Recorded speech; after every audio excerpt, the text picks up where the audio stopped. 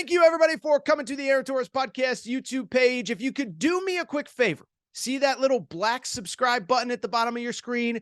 Go ahead, click that black subscribe button. Really does help our audience grow, really does help our channel grow, really does help and mean more than you could possibly know. So go ahead, hit that little black subscribe button. Also, thank you to our presenting sponsor, Betfred Sportsbook and the Betfred Sportsbook app. Bet 50 on any game, get $250 in free bets.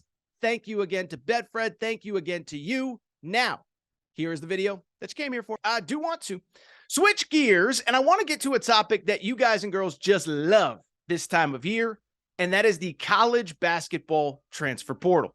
Now, if you listen to this show, if you follow on YouTube, you know that about once a week, I like to kind of do a transfer portal news and notes segment. Who's going where? What do you need to know? Who entered the portal? Who's committing? Who's visiting what schools? And we do one, like I said, this time of year about once a week. The last one we did on Thursday. But I decided to do one today right now because Monday, I would argue if it wasn't the busiest day in the history of the transfer portal, it was certainly the busiest day of the portal this year. Sunday, we solidify the Final Four. Monday was the day, though, that it really felt like the portal just absolutely got on fire. So I just want to rip through a couple guys that entered, a couple visits that are coming up, a couple names to know, a couple schools that are being very aggressive to try and figure out what is going on in this portal and keep you updated on what you need to know. The big news, it came Monday afternoon, about whatever, probably 3:30 Eastern time on Monday. That was when Caleb Love, yes, that Caleb Love, North Carolina icon who basically buried Coach K at the Final Four last year, Caleb Love announced that he was entering the transfer portal. And what I can tell you is, as somebody who watched a lot of North Carolina games, this was both one of the more surprising pieces of news in the transfer portal so far, but also not really surprising at all. Now, why it's surprising is because he's such a high-profile player. I think you can argue that Caleb Love is the most high-profile player to enter the transfer portal so far to date right now this second. This was a McDonald's All-American, part of Roy Williams' last recruiting class, average double figures each of the last 3 years. And again, we can talk about everything that has happened since last year's Final Four, but this guy hit some of the biggest shots literally in college basketball history. 28 points against UCLA in the Sweet 16 last year. This year, or 30 points 2 games later in that national semifinal in New Orleans against Duke that ended Coach K's career. So it's very surprising, but it's not surprising at all if you watch North Carolina this year. They obviously made the NIT. We talked about it on this show, but if you watch closely, there was very clearly some disconnect between Caleb Love and his teammates. There were all sorts of rumors. I'm not going to speculate on those. You do a Google deep dive enough, you can find out what I'm talking about. But it was clear there was a disconnect, and North Carolina's struggles kind of directly coincided with Caleb Love taking a major step back as a player. Shot about 37% from the field. He had his lowest three-point shooting of his career. It went down significantly from last year, under 30%. If you're a 6'2", 6'3", 6'4 scoring guard, whatever Caleb Love is, you can't be shooting under 30% from three. Only that is exactly what he did this year. On top of that, he was a guy that basically had a flat assist to turnover ratio, 2.8 assists per game, 2.4 turnovers per game. So 6'4", really talented, has had some great moments in his college basketball career, but it was a step back for him this season. And it seemed pretty clear that something had to give. Now, I just assumed he would just go pro and that would be it, and North Carolina would wash their hands of them. But he decides to enter the portal. Jeff Goodman reported that it was mutual. Sounds to me like he wasn't really welcome back. With that said, I'll add this, though. While it clearly didn't work out at North Carolina, he's not only the most high-profile player in the portal right now, but I would argue he is the highest impact guy that can be in the portal right now, because I understand there's a lot of really good players in the portal, and we'll get to some of them, but there isn't a single player in the portal that I have seen gone for 30 points in a Final Four game except for Caleb Love. And so what it's going to come down to is two things. One, you have to find a coach that stylistically fits what he wants to do. But two, you also have to find a coach that's going to keep him accountable, that's going to keep him in line. And I'm not saying Hubert Davis did anything wrong. It's Hubert Davis's fault. But you got to be able to stand Caleb Love, look him in the eye and say, you can't be doing that here, son. And so I have no idea. I do think it's a little early to speculate on where he could go. A couple schools that came to mind, by the way, I had probably 30 people, maybe not 30, but 15 people ask me, what do you think? Where do you think he's going to go? A couple places that come to mind. He is from St. Louis.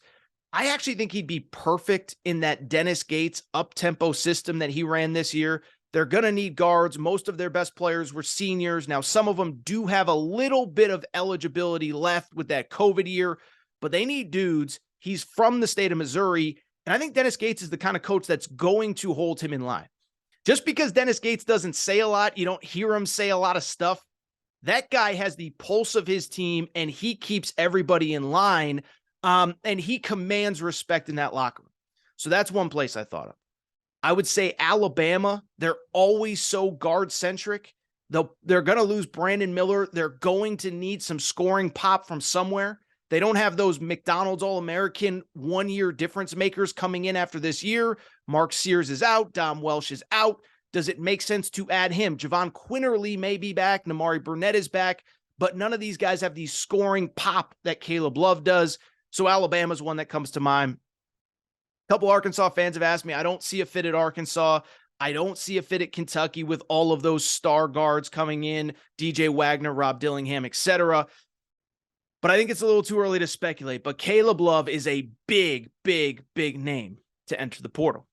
Let's keep it going because there was actually another very high-profile name to enter the portal. Now, he hasn't had as much success, portal on Monday, I should say. He hasn't had as much success at the college level, so he's not a name that a lot of people know.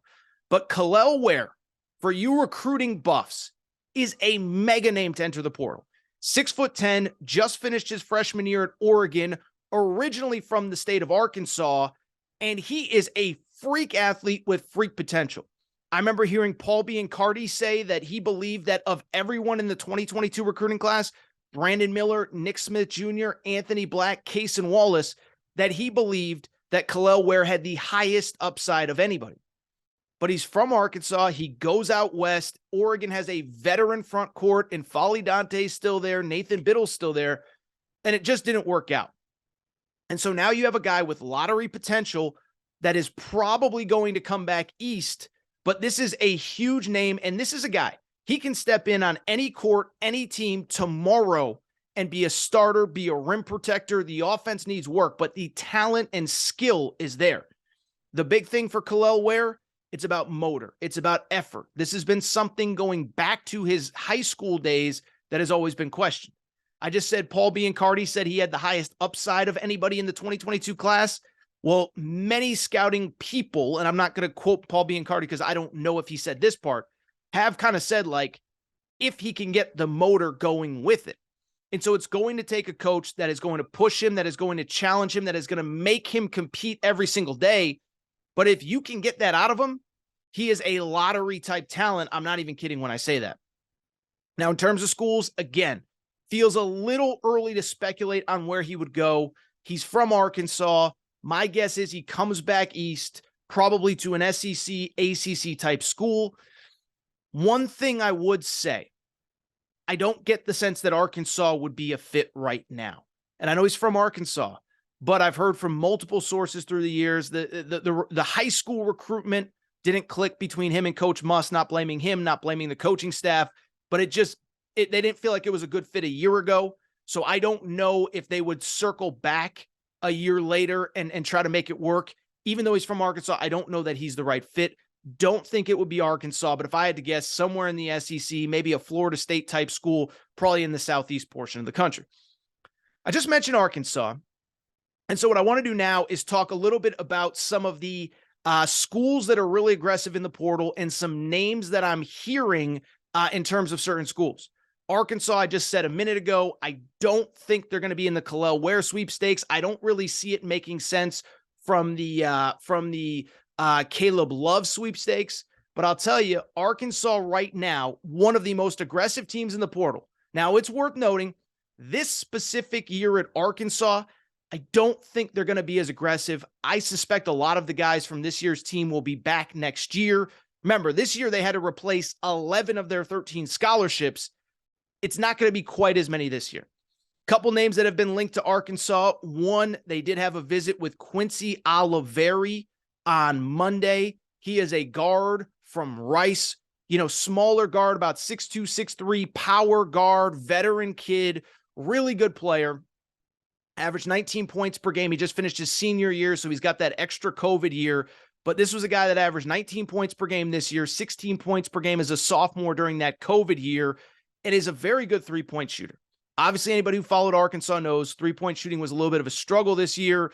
This feels like a nice piece to go alongside a Devo Davis, some of the other guys. They do have a very high-profile freshman, Layden Blocker, coming in to the team next year.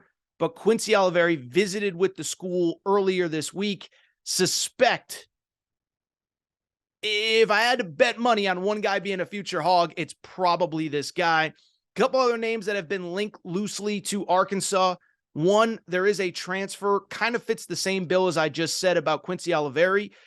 Cameron Hunter, who played at Central Arkansas, smaller guard, like I just said, but a scoring guard, a guy that has had success at the mid-major level, about 6'3", from the state of Arkansas. Really good year this year. Now, unlike Quincy Oliveri, he is not a senior. He is a sophomore. Did average this year 17 points per game, 32% three-point shooting, so needs a little bit of work on that. By the way, I should have mentioned with Oliveri, very good rebounder for a guy his size. Same with Cameron Hunter, who averaged 5 a game. Quincy Oliveri averaged a little bit closer to 6. One other name that I have seen and a couple people have mentioned as potential fits for Arkansas, Kari Oquendo. He was Georgia's second leading scorer this year. Now, he's a player that has both declared for the NBA draft, but also has entered the transfer portal. Don't know what his plans are, but I've been told that maybe Arkansas might be a landing spot for him. 6'5" or so, super, super, super athletic, can defend, can do a lot of different things. The one thing he doesn't do is shoot the ball very well. So Kari Oquendo is another name to know. Quincy Oliveri and Cameron Hunter as well for Arkansas. Another guy who's been very active on the trail in the portal and had a very active Monday, our boy Rick Pitino. Big Rick energy, St. John's, Rick Pitino, baby. That is right. Rick Pitino is very aggressive in the portal right now.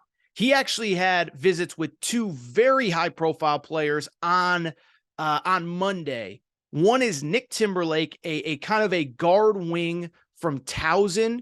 Now, this is a kid that is very talented, but is also very in demand. UConn's reached out to him.